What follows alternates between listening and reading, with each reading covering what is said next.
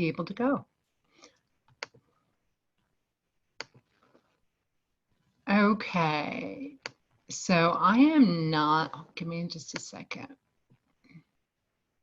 Okay, so I don't have the advantage of seeing all of you. I can see that there are 47 participants, but I don't know who you are. So if I was with the class, I would get to see your faces, and I'm very sorry about that. But I am really excited to be here, and not the least because I can show off my new haircut, which I did by myself. So the back isn't very good. But hey, COVID-19, and here's where we are. So let's talk about this moment that we're in. And it gives us an opportunity to look at the world in some new ways. So I'm going to ask the question, does our crisis today inform our response to any other crisis? And as Christians, how should we be viewing our relationship to creation? I'm going to say creation, including humanity. We're in a really unique moment. There's this global pandemic, and we've seen a remarkable coordination. Now, I realize that lack of coordination is in the news every day, but if you can just imagine the quickness with which we went from this was hitting the news to you and I are not in the same place on a Sunday morning, and we're doing all this via technology. It's been a remarkable transition very quickly. And we've made significant changes very rapidly to the way we do things. I can attest that I'm scrambling pretty hard as a professor to have my stuff ready and to learn like 15 new pieces of software. So, so we're making significant changes very quickly.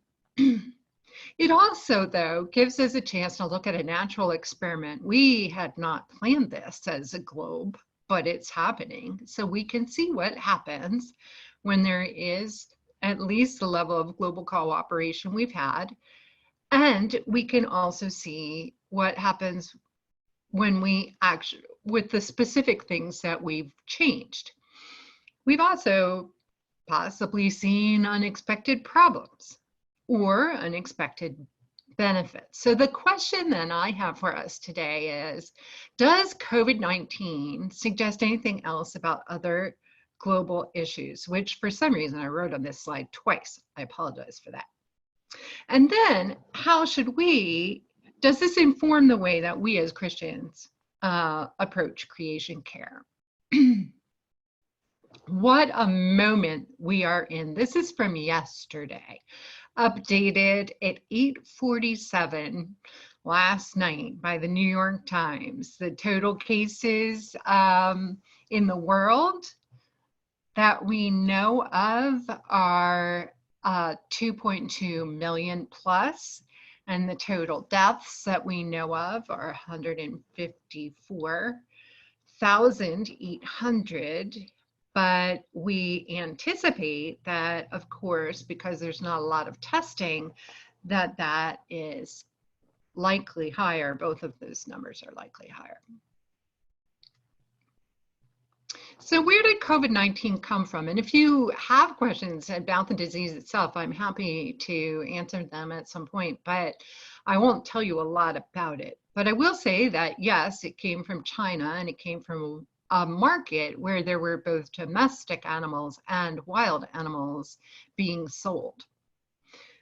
And so that aspect has been highlighted a number of times as people have talked about the problem. And let me add that we have had a lot of pandemics.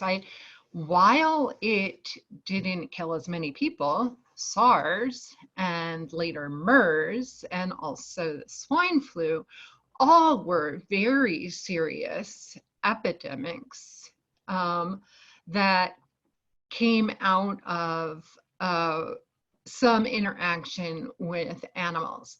And That is because viruses, this is a virus, but bacterial diseases are similar in that they can change very rapidly. So wildlife can act as a reservoir. Some wildlife can get a disease but not die from it.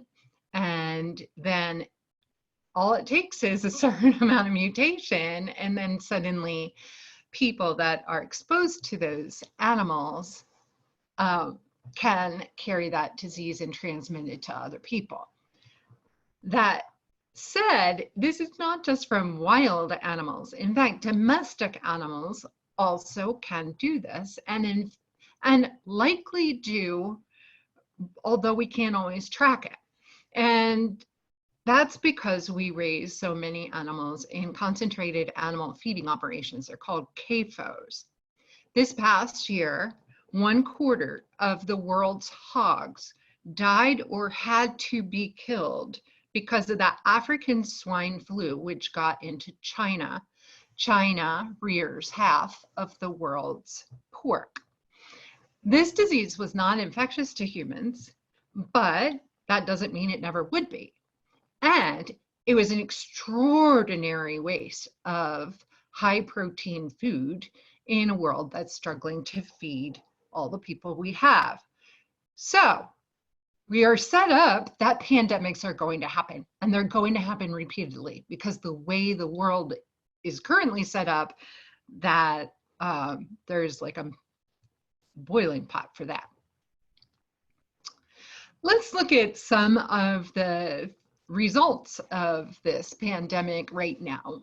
The biggest and most striking is probably the economic loss, although certainly loss of life and illness is right in there.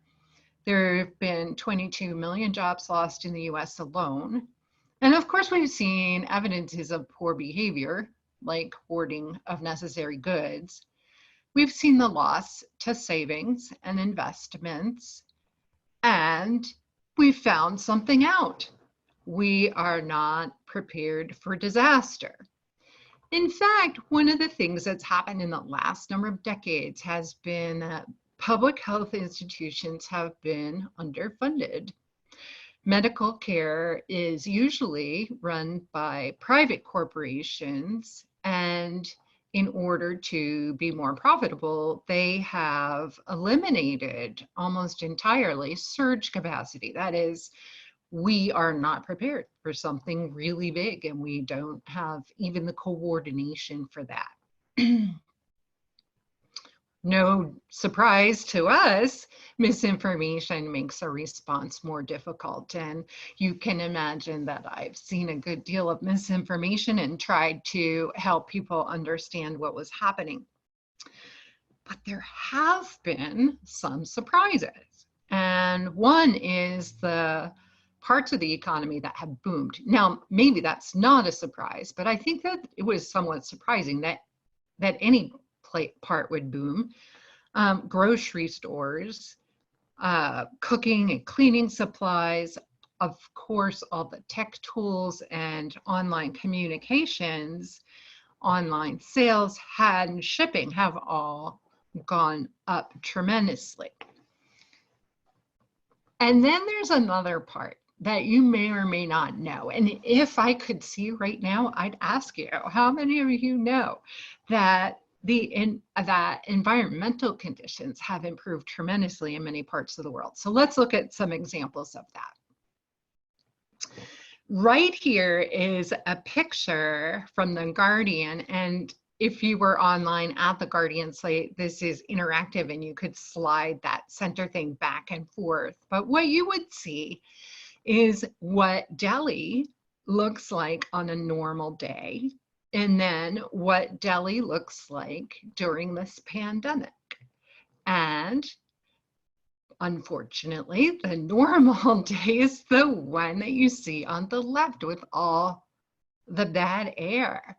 And the pandemic is this short-term window into what it could be like.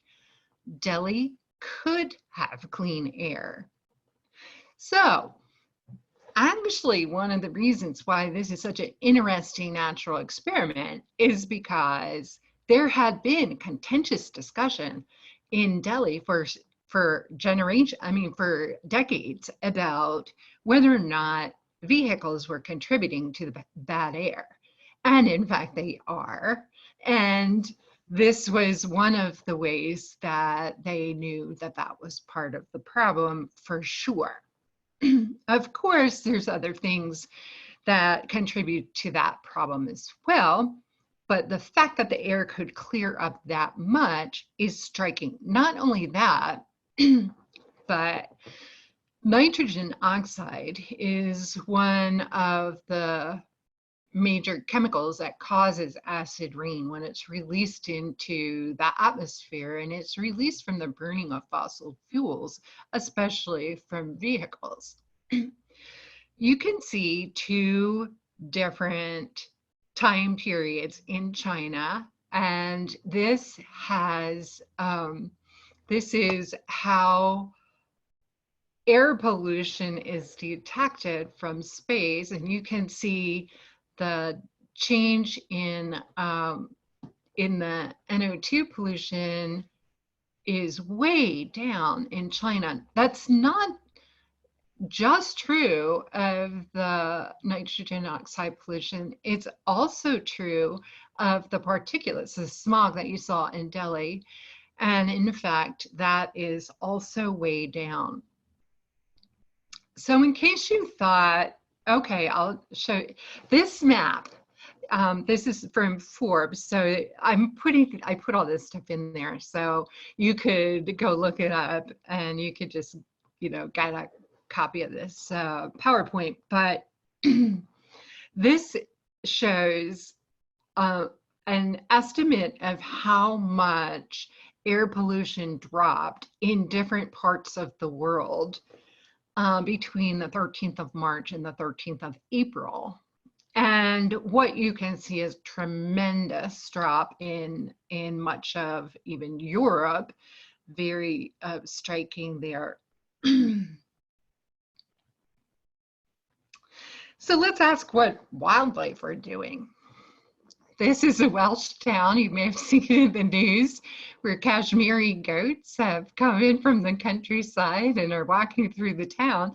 Townspeople, I think, have some mixed feelings about that because they're eating garden plants, but it does show that not having as much hustle and bustle has made wildlife more confident. More striking is the 800,000 sea turtles, olive Ridley sea turtles that nested on deserted beaches in Mexico. All sea turtle species are endangered. They're very rare, and they appear not to be as rare as they are because they nest in only a few places. So if one of those beaches is inhospitable, you can have a dramatic drop in turtle reproduction. But here we can see that the turtles will come back if we leave them alone. And so that's pretty cool.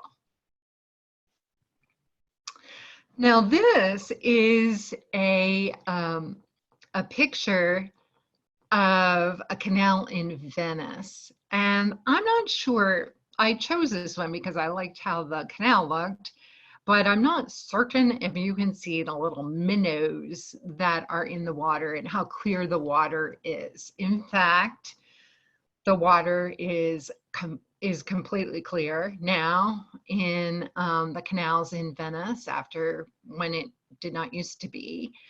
However, let me just say, if you've heard rumors that like dolphins are coming up the canals, that's not true. That's just like a made up meme on YouTube.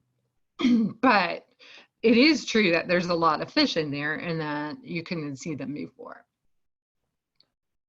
Now, let me just say that not everything in the animal world besides humans has been positive from our point of view. And this is a picture of New Orleans on Bourbon Street, March 18. And what you'll see is that there's a ton of rats out. Now, there's this isn't more rats than were in New Orleans before. It's just that they were eating in alleys behind restaurants and stores. And now that food isn't there, so they're out in the street itself.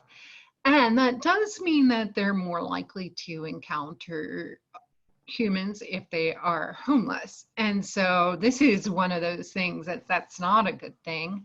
And so I'll just say that some of those changes have not been positive from our point of view. But note that this wasn't because, somehow rats were endangered and everything we did was hurting them. This is a different reason, and rats are thriving because they associate themselves with human habitation.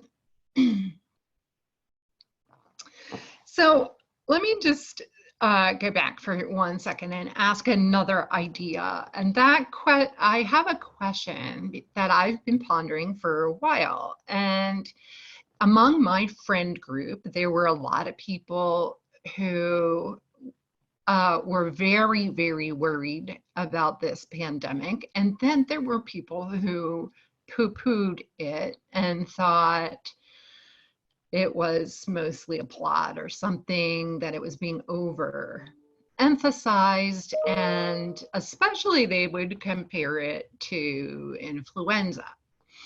So there are reasons why COVID is very significant and why it increased so rapidly.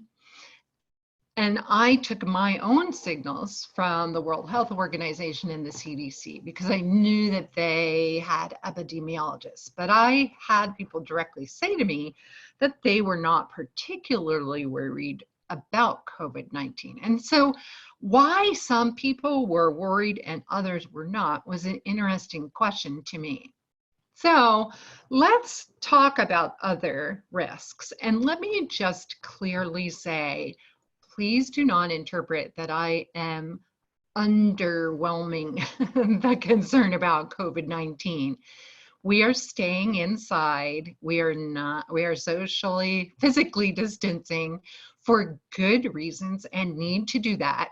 So, and there's reasons why this is a big risk. But I do want to put it in a little bit of historic picture. So at the bottom in yellow, you can see COVID-19 by April 16th had killed 136,000 people. And that was since December, I think, of this year. But if we look at, and these are in reverse of time order. So, but if we look at top pandemics, over a 7-year period, about 5 million people a year died from HIV/AIDS when it was at its peak, and many people still die from that. But that was about 5 million a year. Hong Kong flu in 1968 killed 1 million. The Asian flu of 1958 killed 2 million worldwide. And the 100-year ago Spanish flu that we keep hearing a comparison to killed somewhere between 20 and 50 million people worldwide in a year. There was a cholera epidemic of 1910, 1911, which arguably was the first in the era of modern medicine, although germ theory was known in the 1960s, but in the 1860s, but I don't think that it was widely disseminated information before that. I'll just point out some other ancient ones that you might not be familiar with, but I won't spend any time on them. So what I want you to get is that right now, we don't have any evidence that this is anything like the scale of some of the things we've had in the past. That isn't to say it couldn't have been if we didn't take the measures we're taking. That's that it would be a different claim. But I just want you to get some idea there. Now, I just want to ask, do you know what people die from? And the reason that I ask that is because in the US alone, in the current flu season that we are in, an estimate is that between 24,000 and 62,000 people have died. That's more than the number of total known cases of COVID-19. And this is just from October through now. Well, this was through April 4th. And the estimate is that 39 to 56 million people have had the flu. So that raises a question to me. Why don't we walk around afraid of the flu?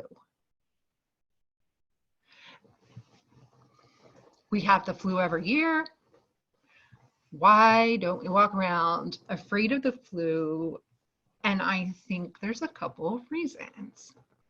One of the reasons I think is that people feel like they have a little bit more control over whether or not they get it. There is a flu vaccine. We know how it is distributed. And for the most part, when people have it, they get sick and most don't die. About 0.1% is the mortality rate for flu. So COVID-19 has mortality rate estimated currently at about 10 times that. So that's one. But the other thing that's really throws COVID-19 off is that it is super easy to transmit, but we don't know who has it because a lot of people don't have symptoms and don't have symptoms for a really long time. So when I say it's easy to transmit, it's not as easy as something like the measles, but it is easy. Now, you might be thinking, is she really talking about the Bible and creation care? We've gone really deep into health. Let me just wrap up this thought for a little bit, and we will, I promise you, hit the topics. But I want to highlight something else on these charts. This compares what people die of in high-income countries to what they die of in low-income countries. And I want you to see the ones with the X, lower respiratory infections. Lower respiratory infections, as well as chronic obstructive pulmonary disease and a number of others, can be caused, or often are caused, by air pollution. Ha, we're making that little link right there. Okay, so let's just talk about air pollution for a minute. The degradation of creation in other ways hurts more people than COVID-19. That's going to be one of my takeaways. That doesn't mean don't worry about COVID-19. It just means, like, think about this piece. There's a number of estimates. One estimate from the World Health Organization is that ambient air pollution, which means both outdoor air pollution and indoor air pollution, much of which in the world is from indoor fires used for cooking, was responsible for 4-point-some million deaths, that is, per year. Pollution, and then a different estimate said, this was from the Lancet Commission on Pollution and Health, that's a famous medical journal, that 16% of all deaths worldwide are because of all pollution. That includes water pollution as well as air pollution, soil pollution, all of it. 3 times more deaths than that from AIDS, tuberculosis, and malaria combined. 15 times more than from all the wars and other forms of violence. And in the most severely affected countries, pollution-related disease is responsible for more than 1 death in 4. So when we talk about creation care, right now, one of the things people most talk about is climate change. So let's look at climate change specifically. And I'm going to say that climate change specifically harms health at a level that makes it an emergency like COVID-19. Air pollution increases with heat. There's a bunch of reasons for that, and I'm not going to even try. But asthma increases with heat, cardiac arrest increases with heat, number of other things, as do fires. There's more low birth weight babies, and pregnancies are shorter and babies are smaller, which is a big risk factor. Allergy seasons are prolonged. Healthcare delivery can be disrupted by storms and other factors, power outages. Dehydration and kidney disease increase. Water and foodborne illnesses increase, sorry. Sorry, guys. I don't know if you know this, but the nutritional value of food is going down, of plant foods is going down because increased CO2 makes them grow larger more rapidly, but not take up as minerals or make vitamins as quickly. And so, yeah, it increases food insecurity and the spread of vector-borne diseases. I don't know if you know this, but ticks and mosquitoes and all sorts of other creatures are coming northward because of climate change. And mental health, and I didn't even mention anything about sea level rise, but we'll see that in a minute. So where are we at here? And I've used this graphic before in talking to a number of people, and I'll just say that this is a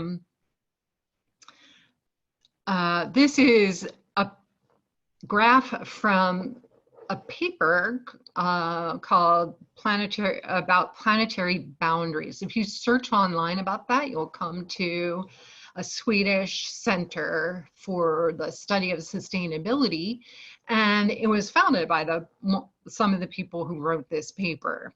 They have looked at a number of factors in the world that humans are dependent on some sort of balance. And they've asked, how much have we changed that? And are we still inside of a boundary where we're safe? And the answers are, it's hard to tell, but when we do our best estimates, there's at least 4 where we're outside of the safe zone. Biosphere integrity means the loss of ecosystems, habitats, and species. And biogeochemical flows means the disruption to the nitrogen cycle and the phosphorus cycle in particular. Now, just like we have been talking as a society about flattening the curve, this is a series of graphs that I think citizens should recognize. This is called the Great Acceleration is the name for the phenomena that we see here that these graphs describe.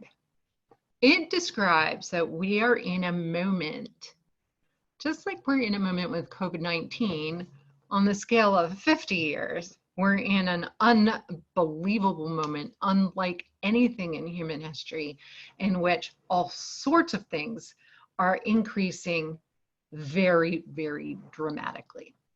And you can see a number of them.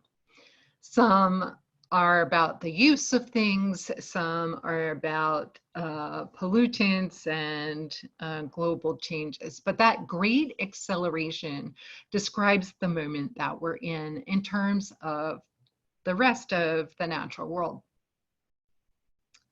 So I am not going to spend a lot of time trying to convince you, if you are not convinced, that you need to care about creation. I will simply refer us to a number of verses. So Jeremiah 2:7 says, I brought you into a plentiful land to eat its fruit. And I now have to admit something, because the way this thing is working, I can't see some of the words. Hold on. Okay, got it. And it's good things. But when you entered, you defiled my land, and it made my heritage an abomination. Wow. How long will the land lie parched and the grass in every field be withered? Because those who live in it are wicked. The animals and birds have perished.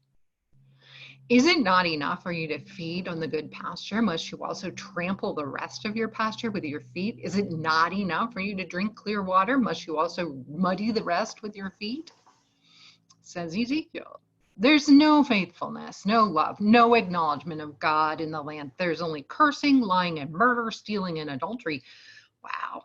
They break all bounds, and bloodshed follows bloodshed. Because of this, the land mourns, and all who live in it waste away. The beasts of the field and the birds of the air and the fish of the sea are dying. Wow. Okay.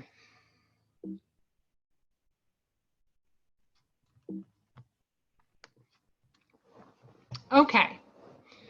Our brothers and sisters, and by which I mean human brothers and sisters, as well as our non-human fellow creatures, need our attention. In the top picture, you see a part of one of the Pacific islands that is disappearing due to sea level rise. People are actually having to leave the places where they completely grew up and move to different islands or mainlands where they may or may not be welcome. These are climate refugees, and this is only going to increase. So this group at the top, these are our brothers and sisters, and they need our attention. At the bottom, you see a picture of a koala in a fire. The fires in Australia, which are related to the extraordinary heat waves and drought that they've experienced due to climate change, killed 1/3 of all koalas and a total of 1 billion plus animals. That is the best estimates that we have. Koalas are in danger of extinction, and much of their habitat was destroyed. So here's the questions that I have. One is, could we restart the economy after COVID-19 in a better way? What would it look like if we tried to bring the kingdom of God, we're the hands and feet of God? What if we tried to make a world with more justice? What if we tried to make a world in which there was more equity? What if we tried to make a world in which there was less pollution and 1 billion animals didn't die in a fire caused in part by our own actions? There would be, in my opinion, less waste, less disincentives for waste, less trampling of the pasture, less muddying the water with our feet. And the economy would be delinked from environmental harm. One of the things that we can see very clearly in the COVID-19 event is that the economy is directly linked with environmental harm, and it is directly linked with harm to human health, because the minute we slowed the economy to slow the spread of COVID-19, the air cleared up, one of the leading causes of death declined, and that's even more so for people in poverty. Now, what you're seeing in this picture is an Ethiopian church, and what you see around it is called a church forest. The churches of Ethiopian Orthodox Church have, for generation after generation, protected the forests around them as a sacred trust from God. And now, if you looked at the Ethiopian landscape, in many parts of the landscape, these church forests are the only remaining forests at all. The church could be, as it is here, central to the care of creation. Now, I have a number of signs of hope at this moment. And that's in part, we're going to spend a ton of money as a world in trying to right the economy. So we could take this moment to say, if we're going to, let's invest in things that don't harm the environment and people's health at the same time that we're trying to improve the economy. Let's invest in sustainable energy. Let's invest in agriculture that protects soil. Let's invest in ways that include everybody, are equitable, increase justice, and are sustainable. It's the 50th anniversary of Earth Day this year. And because people care about the world, other people are seeing the same thing. I've read this same kind of sign of hope and excitement about, in fact, the moment that we're in as a reset in which we can go to the next level. So this headline, COVID-19, we won't go back to normal because normal was the problem, really resonated to me. Normal has never been really working for the rest of creation. And I hope that this shows it's not working for other people either, or even for ourselves. So let's not go back to normal. Let's go back to something where we speak out on behalf of the kingdom of God, in which we speak out with Isaiah to learn to do right, to seek justice, to defend the oppressed, to take up the cause of the fatherless and plead the case of the widow. In this moment, that means trying to create systems in a world that care for the rest of creation as well as humanity. Thank you.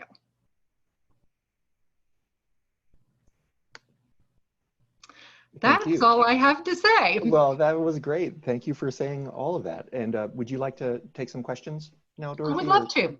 Okay. So you folks who have been here before, you know the drill. You're going to go take your cursor, run it over your screen. You'll see a little bar that'll pop up. It may just have one button on it that says raise hand. If you want to click on that and practice raising your hand, go right ahead, and we'll see. Oh, I see you all raising your hand. Wow, you're doing a great job. That's how you're going to get my attention. I'm going to lower all your hands now. Oh, yep, they're right. Okay, good. But I'm sure one of you or two of you, and I think someone's got a question already. So if you have a question or comment for Dorothy, we'll try and get to as many of you as we can. Nancy? Hi, I was wondering, your talk was very inspiring to me and has given me a lot to think about, but I was wondering, is there any sense of how like the coral reefs are reacting to this change? Is there any sense of them rejuvenating or being healing? Not yet. And the reason for that is that coral reefs are primarily being injured by a combination of water pollution that comes down rivers when they're close to the continent, but more importantly by heat.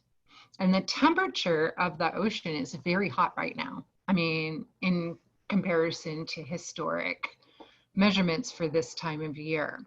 And that doesn't change very quickly. That's not going to be something that cleaning, like not having air pollution is not going to solve that really quickly. That's really like a longer term thing. It would eventually, but it's not in the short term.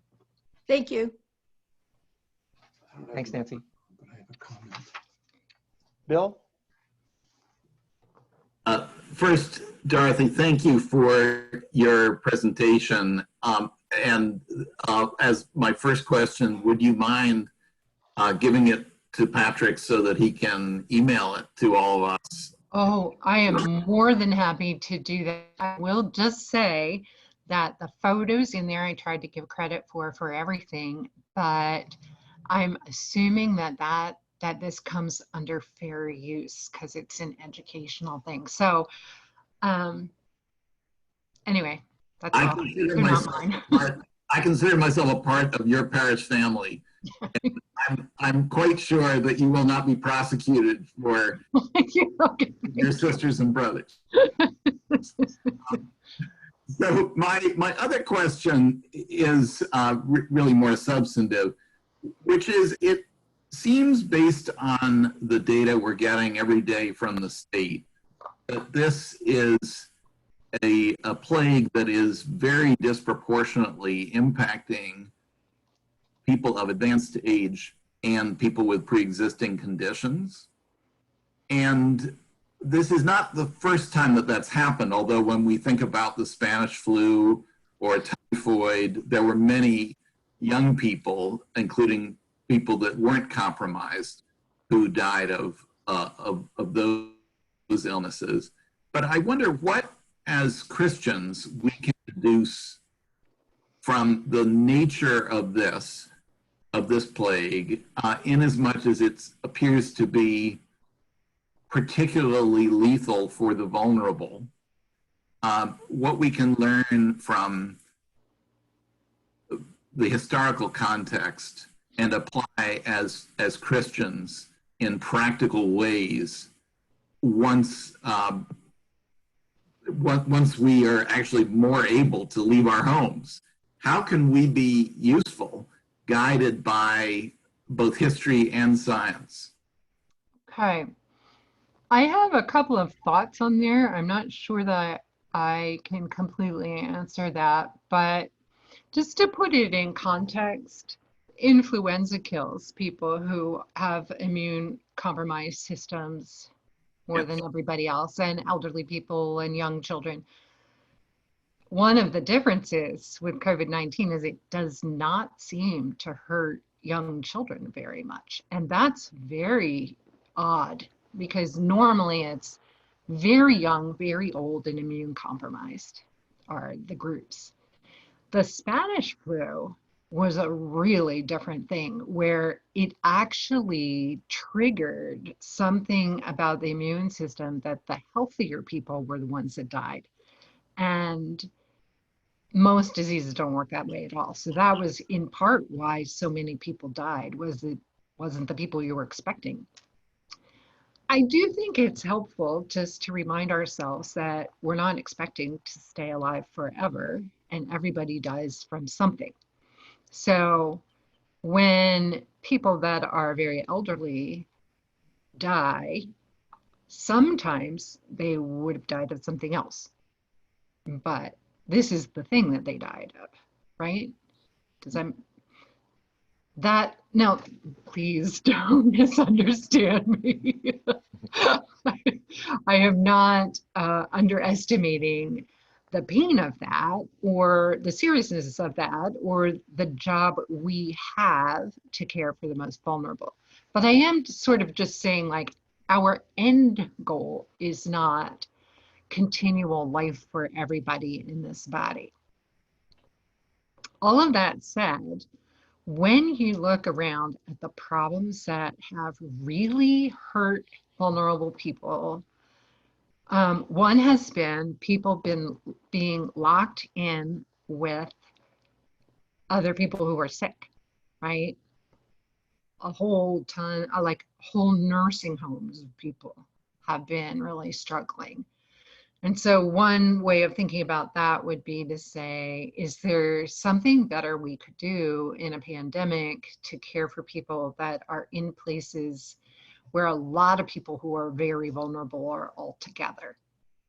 And I think we've seen that best practices are not what we have been doing, right? Another thing that I think is true is really a general disrespect for people who being immune compromised and what that means in their lives. And that includes people with Crohn's disease. That includes, like I have a ton of students who are much more vulnerable than other people. And when I see people flaunting, rules and going out and doing stuff, I think it's really because they're not, either they don't know another person or they are not connecting the dots. Okay, this is what I want to say. We have to make a connection between me running around not doing what I'm told and getting too close to somebody and my friend who has kidney disease could die from this. I think that it's actually easier for us to make those connections right now. And that's the connection we can't seem to get about environmental degradation. It's a no-brainer that all hands should be on deck to solve air pollution. It's just an absolute no-brainer that we should be doing this level of coordinated global effort, but we're not. And I think it's because we're not making that connection. So as Christians, in practical terms, what can we do to help the vulnerable as this situation progresses? Surely we can learn both from other plagues and the church has responded to them, and from the science of this plague. Yeah, okay. I guess I would say as Christians, one of the things that I have seen has been the willingness of people to risk themselves, especially among healthcare providers. And I know an enormous number of healthcare providers because I teach biology and so many of my students go into medicine. And that graciousness is incredible. And I think this is sort of an indirect way of helping the vulnerable, is to help medical providers. And, all the things that we should have done to make sure we had testing and equipment, we should be pushing, yelling and screaming to have them done now, even more rapidly than they are. And we should prioritize the health of people that are on that front line, I think. And that might mean, bringing them groceries. It might mean whatever they need. So I think another thing is just knowing what the needs are of vulnerable people.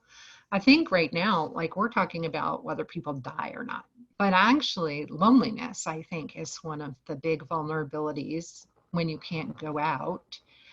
And that's something that a lot of people that are elderly struggle with, and so do other people, So I think trying to help in terms of loneliness, and I think probably, just like the things we know from science are how this is transmitted. So doing all the stuff that you're supposed to do, wash your hands and,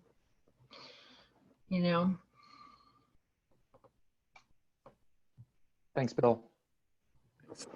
Thanks very much.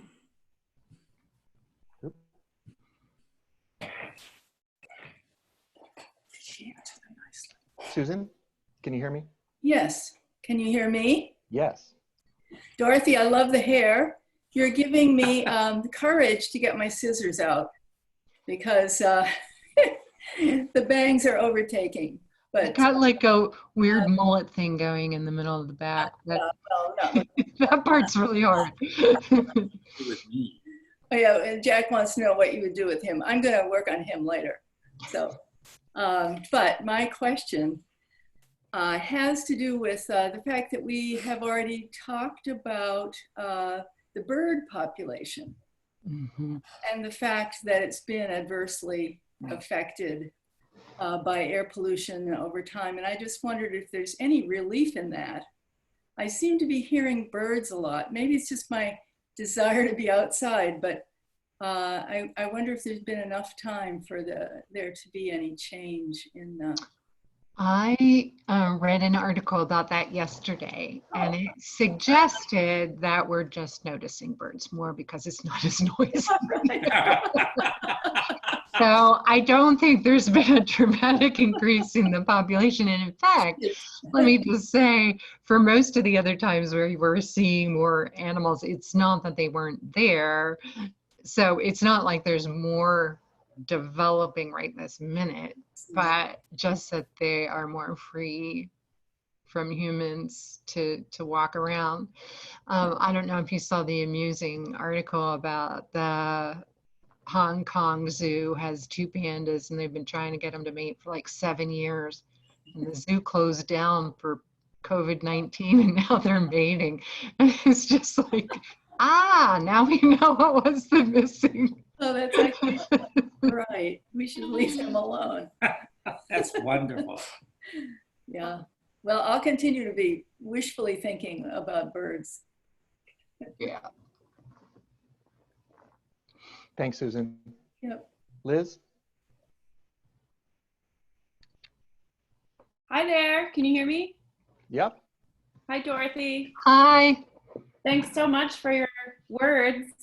I was wondering more of a personal question. Your graph, your slide that showed all the graphs of the increased activity, super spiking, like fertilizer usage and water usage and stuff. I was looking at that graph and thinking, well, my personal anxiety is also mirroring these images these days through the roof. And I think a lot of us are maybe dealing with increased fear and worry, not just about COVID, but you know, the whole range of economic anxieties and, you know, sort of where do we go from here? And I loved your point about imagining a better world. And as we're rebuilding and reopening, what could that look like? And I guess I'm wondering, since you're a person that's more in the weeds with climate change and environmental degradation, which can be so overwhelming, how are you sustaining right now? And sort of what is holding you to like our shared Christian values of hope and action and looking forward? And just would love to hear you speak about that a little bit. Wow. No, that's a big one. And I see our time and I won't say very much. Do know that, yes, I'm in the weeds, and some of you know that I'm prone to depression and that it's not always easy. And I have a philosophical commitment to hope that is bigger than my feelings. And that's a decision. It's like when you decide to love somebody, even if they're irritating to you, it's like I'm choosing hope. And it's something that I have said many times. This is one of the things that Christians bring to the table when we talk about really big global issues. Because my observation is that out in the world of especially young people who are looking at the world, seeing those same graphs, they want to hear that there's hope, and they want a loud, leading Christian voice. And in the absence of that, in fact, sometimes in the opposite of that, a very unwilling, brittle Christianity that they're seeing, you know, it's very easy to despair or be nihilistic. And I wouldn't hope that for anybody. So I would say that hope is part of our calling, and your feelings may or may not match that. And if they don't, you have to take care of yourself. I also really strongly feel like it's very tempting to lay this on every single person by themselves. And one of the things that has been frustrating to me is that this is going to take giant systematic change. And I think that COVID, one of the reasons I'm actually more hopeful now than I would have been this time last year is because we see what it takes to solve a problem, a big problem. And you can see that you couldn't stop the spread of COVID by just by yourself, social distancing and wearing a mask and washing your hands. But we act as if we should all be solving climate change by me just personally doing something. And that's not possible. And that's a huge burden to put on people. And so I think just with the social distancing, I have to do my part. But there needs to be a loud leadership saying this has to happen and how to do it. And support for people. And likewise, I think that we need that with the environmental concerns. Yeah, thank you. Thanks, Liz. You know, Dorothy, there's still some folks with their hands up, but I think we probably really should be moving on to coffee hour at this point. And so you three folks who have your hands up, I have seen you and I've written you down. The nice thing is we've got Dorothy next Sunday as well. So how about if I start with you three next time during the Q&A. But at this point, I'd like to stop the recording and then